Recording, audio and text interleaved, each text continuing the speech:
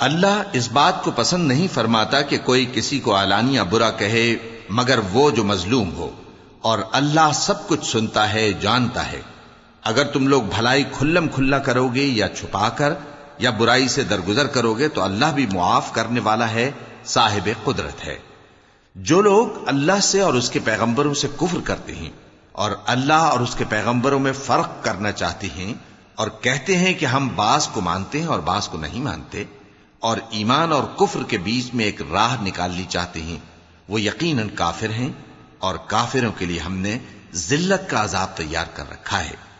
اور جو لوگ اللہ اور اس کے پیغمبروں پر ایمان لائے اور ان میں سے کسی میں فرق نہ کیا، یعنی سب کو مانا، ایسے لوگوں کو وہ ان قریب ان کی نیکیوں کے صلے عطا فرمائے گا، اور اللہ بخشنے والا ہے، بڑا مہربان ہے۔ اے پیغمبر، اہل کتاب تم سے درخواست کرتے ہیں کہ تم ان پر ایک لکھی ہوئی کتاب آسمان سے اتار لاؤ، تو یہ موسیٰ سے تو اس سے بھی بڑی بڑی درخواستیں کر چکے ہیں۔ ان سے کہتے تھے ہمیں اللہ کو ظاہر یعنی آمنے سامنے دکھا دو،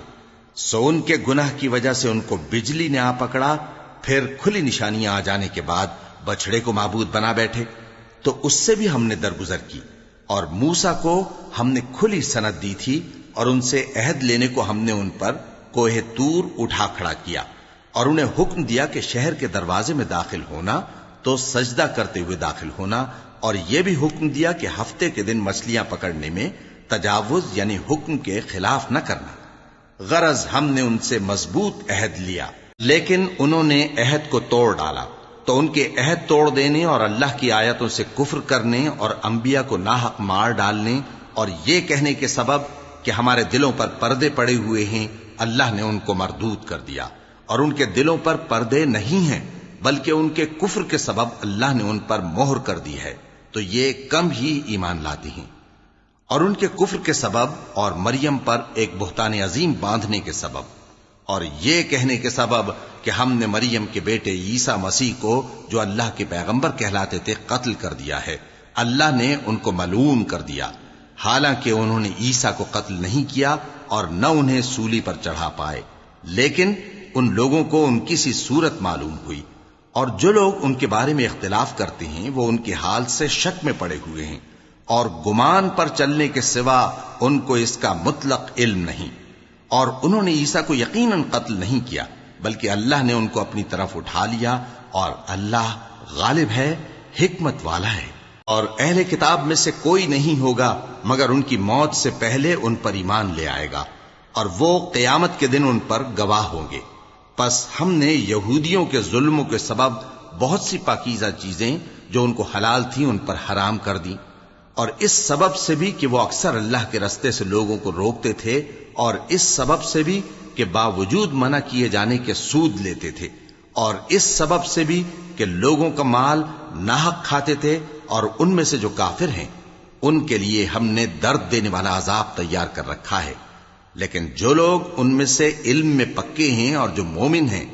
وہ اس کتاب پر جو تم پر نازل ہوئی اور جو کتابیں تم سے پہلے نازل ہوئیں سب پر ایمان رکھتے ہیں، اور نماز پڑھتے ہیں اور زکوٰۃ دیتے ہیں، اور اللہ اور روز آخر کو مانتے ہیں،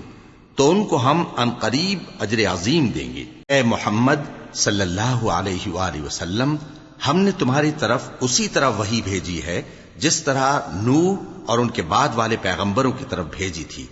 اور ابراہیم اور اسماعیل اور اسحاق اور یعقوب اور اولاد یعقوب اور عیسیٰ اور ایوب اور یونس اور ہارون اور سلیمان کی طرف بھی ہم نے وحی بھیجی تھی،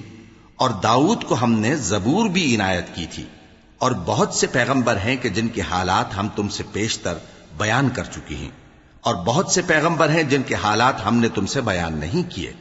اور موسیٰ سے تو اللہ نے خود کلام فرمایا۔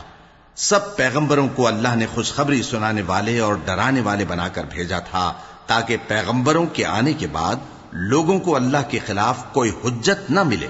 اور اللہ غالب ہے، حکمت والا ہے۔